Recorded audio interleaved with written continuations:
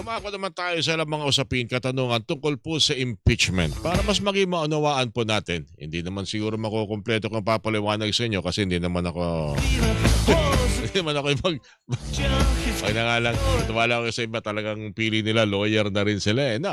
Anyway, mas magandang isa rin pong abogado ating po makakausap. Ito pa ay hindi lang ang basta abogado, kundi law professor pa diyan sa De La Salle University at dating commissioner ng Legal Education Board, Attorney Justin De Jesus Sukgang. Attorney Sukgang, good morning po sa inyo, sir. Si Orly Trinidad po ito. Magandang umaga po sa inyo. Nasa siya? Nasa Zoom. Naka-Zoom si... yun, okay. Attorney Sukgang, thank you sa pagtanggap sa napakaagad tawag namin. Hindi ko naman sana kayo na-istorbo. Meron lang kasing mukhang pangangailangan ngayon na dapat maipaliwanag natin. Matulungan din natin siyempre ang impeachment court. Itong lumilitis sa impeachment ni Vice President Sara Duterte sa ilang mga termino at maaaring pinag-uusapan sa naturang trial na baka isipin ng iba ay pagkitil sa katotohanan tulad po ng malimit na mga objection na ating naririnig. Attorney Sukgang, para sa naman ng lahat, lalo na sa mga hindi abogado, ano ho bang purpose ba't may mga objection? Pag may nagtatanong, may nakikialam daw at ayaw pasagutin yung tanong, attorney. Well, yung objection kasi lagi ito nasa konteksto ng isang litigation or yung trial. Okay. Kasi pag or tinatawag naming dispute resolution.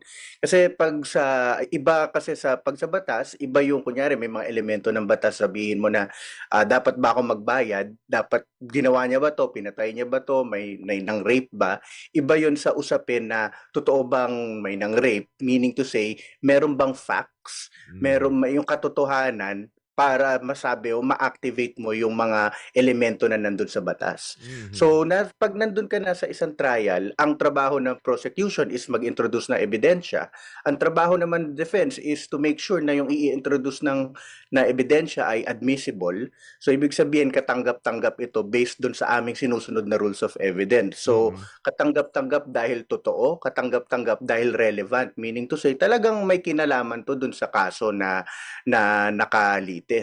So, ibig sabihin, natural naman, to be fair naman sa depensa, at even sa prosecution, pag tinignan nyo nung day 3, madalas ding nag-o-object din, di ba, yung prosecution defense. So, prosecution panel, yung lead, yung panel nila, pag tinignan mo is, ganun talaga sa trial, may nag-o-object dahil nga, ang kailangan is yung, on the part of the defense, kung kayang hindi mapapasok yung ebidensya, yun yung gusto nila. On the part of the prosecution, para hindi matibag naman yung ebidensya na pinasok nila, mag-object din sila. So, it's a natural part of the game.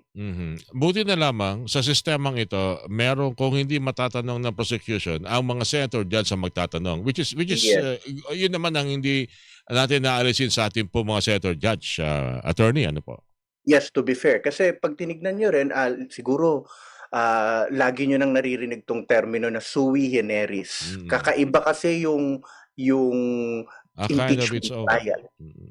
Unique. Parang sa madaling unique, kakaiba talaga. A class of its own. Yun yung literal na translation nung sui generis. Hindi lang ito legal. Hindi lang to legal. May political na aspect din ito. Pero hindi rin maganda kung ang mga senator judge mismo magpaparunggitan sa isa't isa. Yes, of course. Una, hindi maganda na sila nagtatalo dahil dapat impartial. Dapat they are judges. So, dapat objective sila. At hindi rin maganda na may appearance na parang sila na yung tumatay yung prosecution at defense. Kasi nga, hukom sila. So, dapat fair play, nandun sila sa gitna, titignan nila yung ebidensya. At hindi nila parang bibigyan ng ibang pakahulugan other than kung ano talaga yung value ng ebidensya. For example, yung nangyari dun kay Mr. Kalilong, kitang-kita naman natin na ang issue lang naman dito is may video or wala. Authentication. Ang dami na nga Ang dami ng uminog. Meron pang humalungkat na may mga kaso yata daw si Kalilong. Sabi ko, ano ba naman ito? Ando na naman siya para sabihin na ito pang video natin nakikita at pag-uusapan sa paninig na ito ay ito ba'y totoo. Although, alam naman natin, Attorney Sukgang, buong mundo na yata halos nakita talaga yung na-stream live yung presko na yon. Yes. Yes, at ang nag-stream pa nag-broadcast pa yata ay isang kaalyado nila, si dating, spokesperson Harry Through Roque. his So FB page yata yun, eh. Kaya yes, yun, yes. So, para ang hirap naman siguro wala ng issue ng authentication dito. Well, Mm. of course, dahil depensa, kailangan naman din nila, to be fair to them, kailangan naman din nila ilabas din yun. Itaas din yung issue ng authentication. Pero sa totoo lang, kahit sa kanila, yung mga ginawa nila, parang inadmit na rin nila eh. Di ba? Pinlay nila yung video. Mm. Kung may objection sila doon, ba't nila ipi-play yung video? So, hindi mo naman pwedeng sabihin na pag nag-play yung prosecution na video, peke. Pag yung depensa na, yung parte, yung portion na video na pinlay nila ay authentic, di ba? So, doon pa lang medyo meron ng mga contradiction sa sinasabi nila. Kaya parang wala na namang issue yung authentication sa pagbasa ko sa habang sinusubaybayan natin yung impeachment trial.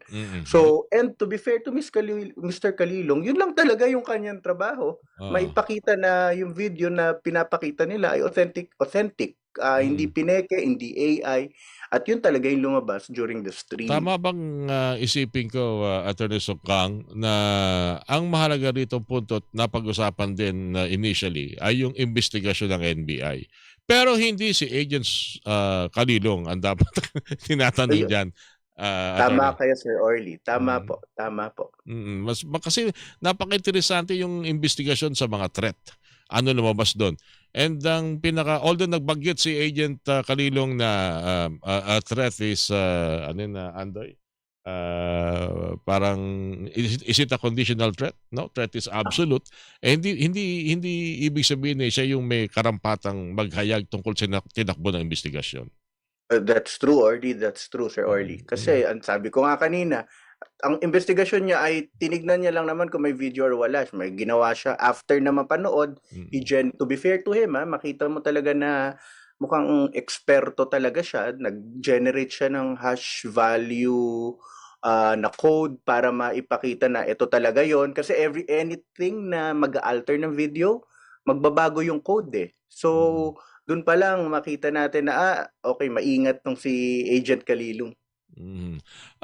Attorney, may mga tanong pa ako dito pero gusto kong sa part 2 natin kasi mas mahalaga itong mga reaksyon ng ating mga kababayan. Nabanggit ko kanina yung mga ginagamit sa social media pag partido o pro-defense o pro-prosecution. Okay lang mabigay ng mga reaction and observation pero wag humantong doon sa pangungutya dahil hindi ho natin alam kung ano po naging accomplishment ng mga lawyer na ito bago natin sila nakita sa impeachment trial para sabihin na wala silang kwenta considering na yung mga ilang mga andudun nagpo-post na kung ano-ano, alam din naman natin kung anong pinagdaanan. Anong reaction ninyo? Maaring bilang law professor, marapat ba itong mga gantong klase ng pagdidimin, pamamaliit? At kung sa inyo kung kayo man siguro, dapat ba itong patulang pa o hindi na, Attorney Sukang? Well, actually, sa tingin ko ay maling-mali ito dahil una, hindi dapat tayo, karamihan na nga sa social media, hindi abogado pero tumatayo pa silang hukom, di ba? Kung makapag-judge sila ng tao sa kanilang mga credentials or kawalan ng credentials, di ba? Pag hindi magandang parte ng usapin yung ang tawag namin diyan na ad hominem na naatake. Walang kinalaman yung credentials ng tao or yung kawalan ng credentials ng tao, kung ano yung kasi pag sa paglilitis, mag-i-stick to the issues. Okay na, Ano yung ebidensya. okay na sana kung mga public official sila, government official. Wala, siguro hindi natin mamasamain yun. Pero considering ito yung mga private individual pa rin ito. Itong mga gantong klase ng mga... Karamihan talaga, private at magugulat ka, Sir Orly. And siguro hindi ka rin magugulat, karamihan trolls. Anyway, anonymous pa, anonymous. Attorney Sukang, Pangulo na lang, hindi naman siguro ito dapat siguro dapat natin unawain. Hindi naman ito dapat tingnan na dito na tayo nakapokus. Marami pa rin tayong dapat kasuhin kahit na yung lagi nilang ginigiit na dapat hindi nawawala ang investigasyon sa flood control. Dapat andun pa rin. Siguro next time may mga tanong tayo tungkol dyan. Attorney Sukang, maraming salamat po sa binigyan ng pagkakataon at sa susunod po, parang mas lalo akong naisip na pwedeng itanong sa inyo sa part 2 Attorney Sukang. So, sige po. Pahintulutan niyo po muli makatawag kami sa inyo kahit na via Zoom. Thank you, sir. Ha? Salamat po sa inyo at magandang umaga. Thank you po. Thank you, Okay. Sir Orly. Okay, Salamat po. thank you.